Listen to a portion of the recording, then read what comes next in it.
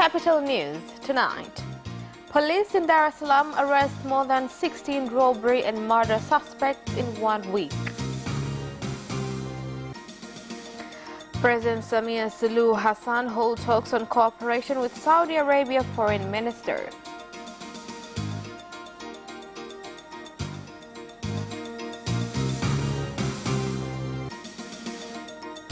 And in sports, Yanga Sports Club sails through into the Azam Sports Federation Cup semi-finals following a 2-0 win against Mwadui FC.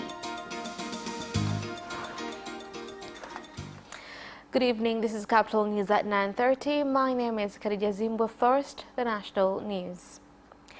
The police force from Dar es Salaam Special Police Zone has arrested more than 16 robbery and murder suspects since May 18th this year.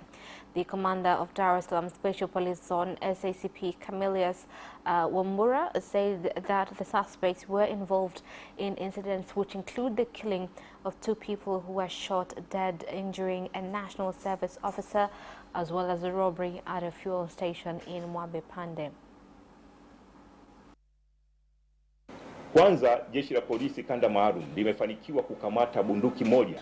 The police force special zone has managed to confiscate 1 firearm that was captured during the arrest of 5 criminals who were involved in a crime that took place in Weni on 18th of March 2021, where they attacked an area guarded by Suma JKT, and officers were attacked and a firearm was also stolen from the area. They were arrested on homicide charges, whereby a watchman was killed in Mikocheni on 8th of May during a robbery at a pub. Mimi nasema tunawaonya majambazi wote na wahalifu wote katika mkoa wa Dar es Salaam, na tunawataka kwa hiari yao kuacha uhalifu, lakini pili kujisalimisha na kukabidhi silaha wanazozitumia. Speaker of Parliament Job Dugai has expressed dissatisfaction on the central government habit of taking funds allocated for development projects from various district councils. He expressed his concerns before members of Parliament approved budget estimates of the Ministry of Agriculture for the 2021-2022 financial year. Kama wabunge, kwamba utaratibu huu sio mzuri kwa sababu anayeathirika ni wananchi. As members of Parliament, this arrangement is not good because those affected are the people. Lakini utaratibu wa kuchukua, unachukua kwa ajili gani?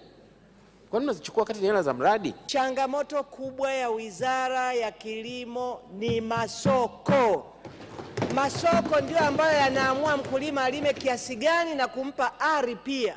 The main challenge that the Ministry of Agriculture faces is markets. Markets determine how much farmers should cultivate. 4 people from Nguyami village, Idibo Ward, Gairo district, Morogoro region have been arrested by the police following allegations of digging out the body of Rehema Michael from her grave and removing various body parts. The police has set up camp in the village to make sure all those implicated in the incident are arrested.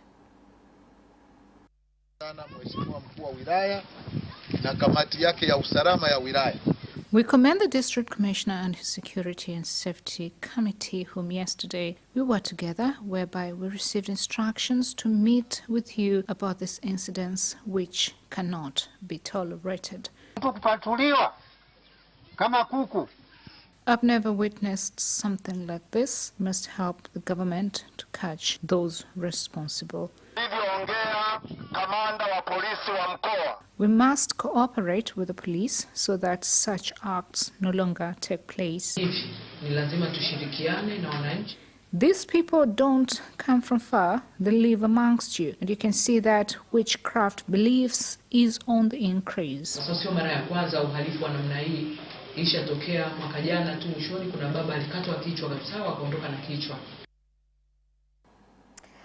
President Samir Suluhu Hassan has met and held talks with the Minister of Foreign Affairs from Saudi Arabia, Faisal bin Farhan Al Saud, whereby she assured that Tanzania is ready to continue and strengthen relations with Saudi Arabia. On his part, Minister Faisal bin Farhan Al Saud said that Saudi Arabia is ready to increase cooperation in trade and investment. The Kingdom of Saudi Arabia and Tanzania enjoy a very strong relationship and a good partnership. I was here to convey the greetings of His Majesty the King and the Crown Prince to Her Excellency the President, and to discuss areas of mutual cooperation and continuing to build on the strong friendship and relationship that the Kingdom of Saudi Arabia and Tanzania have together. We explored all areas, both political cooperation, developmental cooperation, and also areas of investment and potential growth in the relationship. We value the friendship with Tanzania, with the people of Tanzania, and we look forward to continuing to grow this relationship further.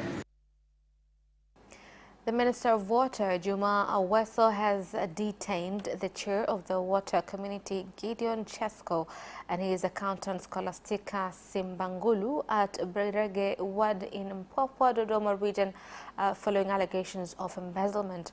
The developments occurred during his tour of the village, where he was received by residents carrying banners with various messages.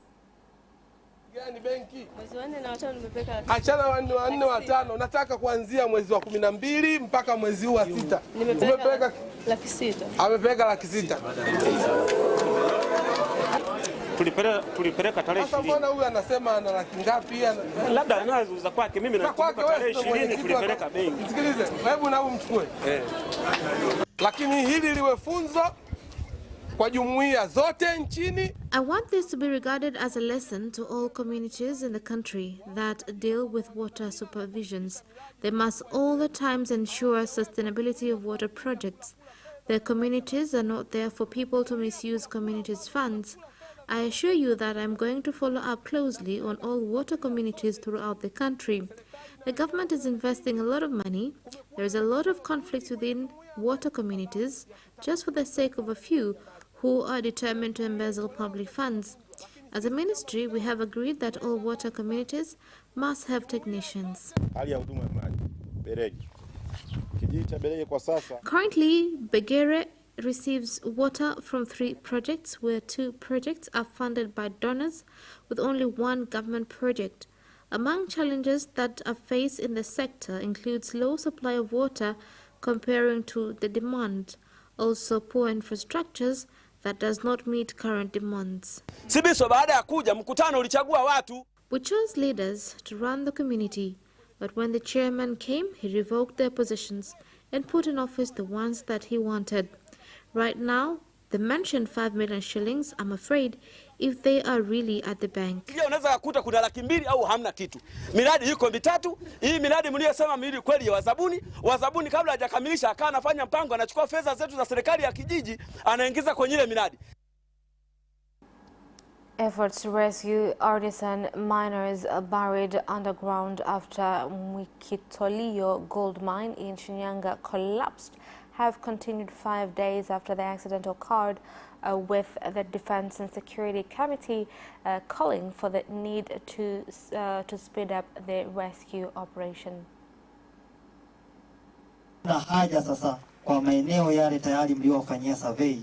Why is it that it is not deemed necessary for areas that have been surveyed to be opened so small-scale miners could mine? Tumeexperience mambo mengi. Katika uchimbaji wetu hapa tunaona maduara mengi. We've experienced a lot in mining. We see a lot of areas that could be productive. Ni wachache tunaweza kufika huko.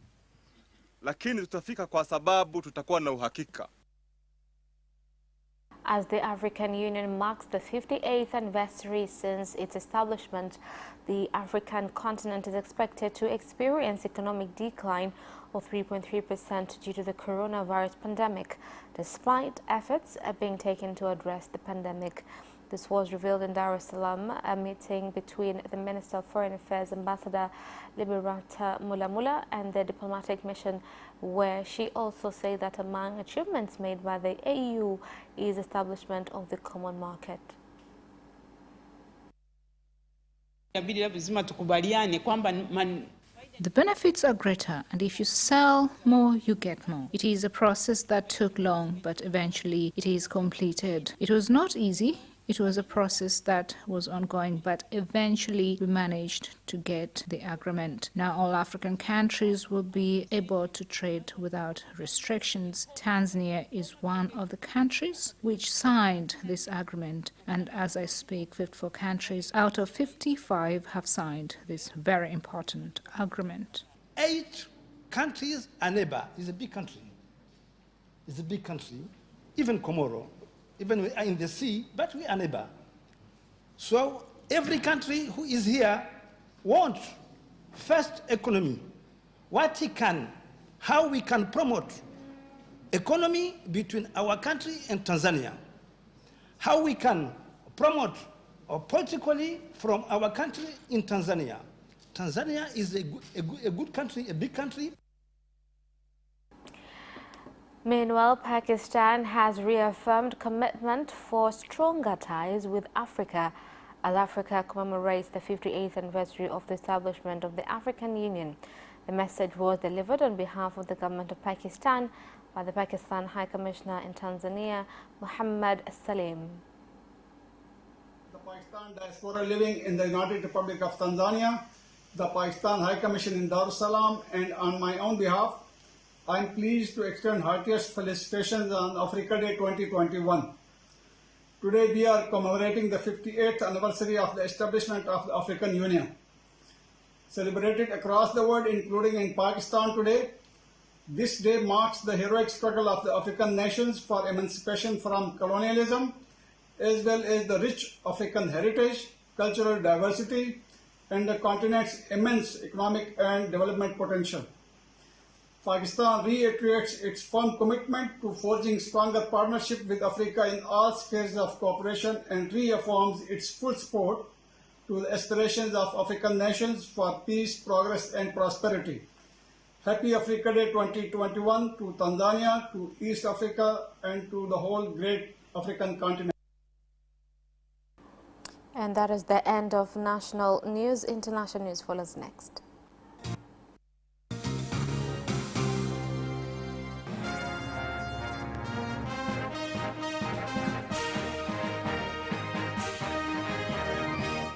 Welcome back, and in international news. Powerful aftershocks from the Mount Nyiragongo volcano have rocked the Eastern Democratic Republic of Congo as the death toll from the eruption 3 days ago left hundreds of families displaced continued to rise. Mount Nyiragongo's last explosion was in 2002, which claimed dozens of lives. Volcano ni risasi basi. Volcano sio risasi.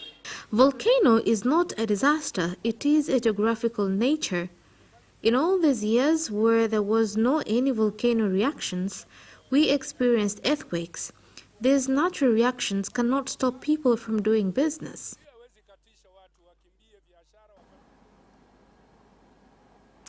Moving on, the United Nations and African Union have said soldiers in Mali have detained the president and prime minister of the interim government just 9 months after a military coup overthrew its previous leader. Here's more on the report. Prime Minister Mark Tawan on Monday came hours after government reshuffle left out two soldiers who led the coup in August last year and raised fears of a second military takeover. In a joint statement, the UN and AU called for the immediate and unconditional release of Mali's civilian leadership and said the international community rejects in advance any act of coercion, including forced resignations. And President Yoweri Museveni of Uganda has addressed the 11th Parliament meeting, where he said the Ugandans should expect to see big changes during his 6th term in president of the country. He also warned that he will not tolerate negligence and corruption malpractices. I want us to reach about 2 million or 2.5 million families per year. I want us to reach about 2 million or 2.5 million families per year, so that in the coming 5 years, a total of 9 million families could be reached.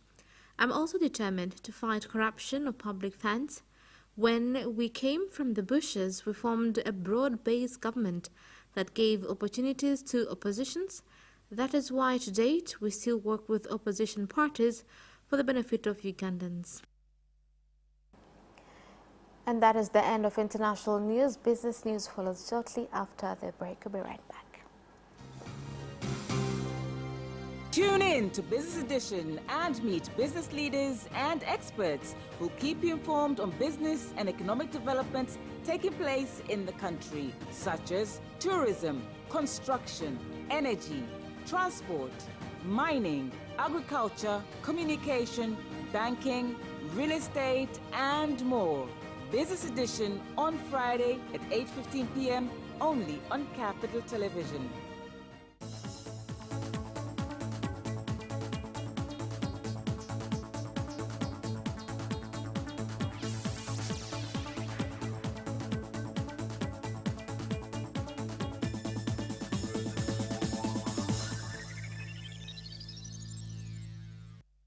Come back, and in business news tonight.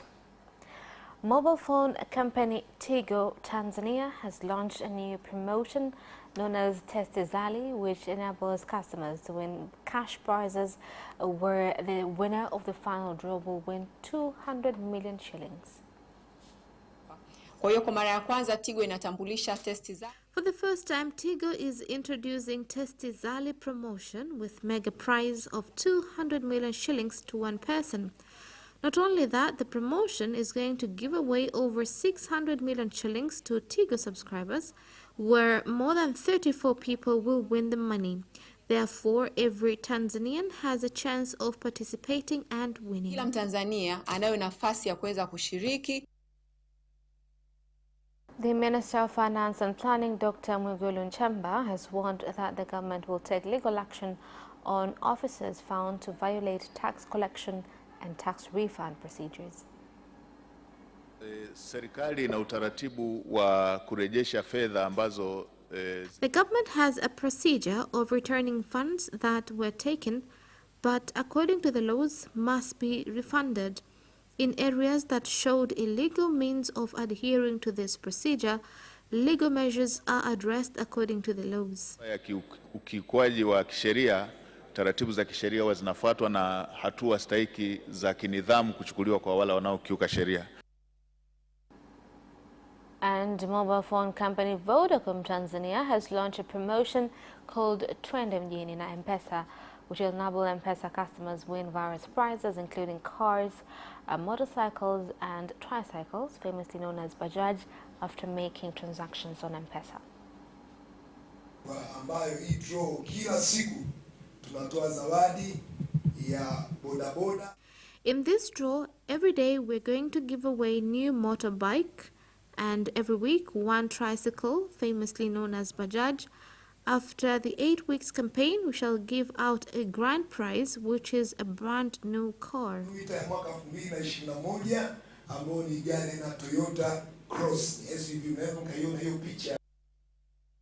And that is the end of business news. Sports news follows shortly.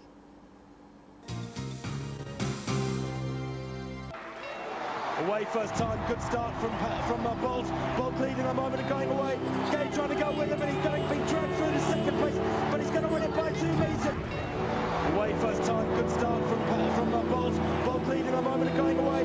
Gay trying to go with him, and he's being dragged through to second place, but he's going to win it by 2 meters.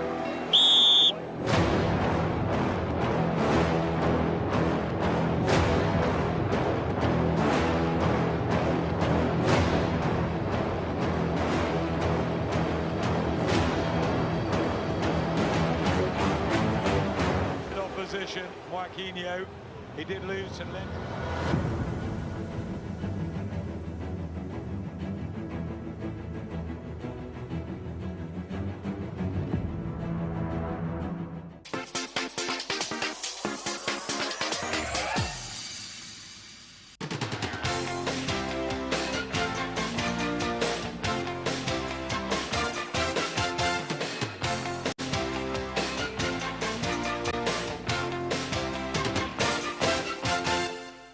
Welcome back, and in sports news.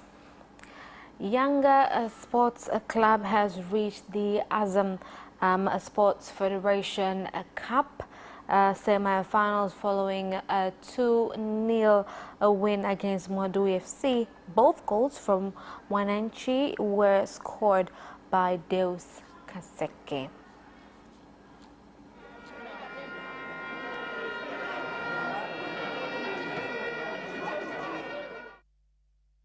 Yanga Sports Club defender Abdallah Shaibu has penciled in the mainland Premier League Kariakoo derby against Simba Sports Club as the date he will return to action for the club. Here's more on the story.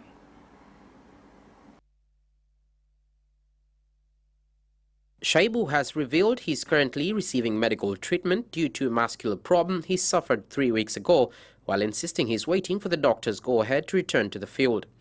The defender, who has already missed 2 league matches, is definitely set to miss the domestic cup fixture against Mwadui FC at Kambarage Stadium in Shinyanga. Meanwhile, the Yanga Registration and Technical Committee has stated they are awaiting the report from the technical bench, which they hope to receive before the end of 2020-21 season, after which they will make a permanent list of players to hand over to the coach. Pep Guardiola has been named the League Managers Association Manager of the Year after guiding Manchester City to Premier League and League Cup glory. There's more on the story.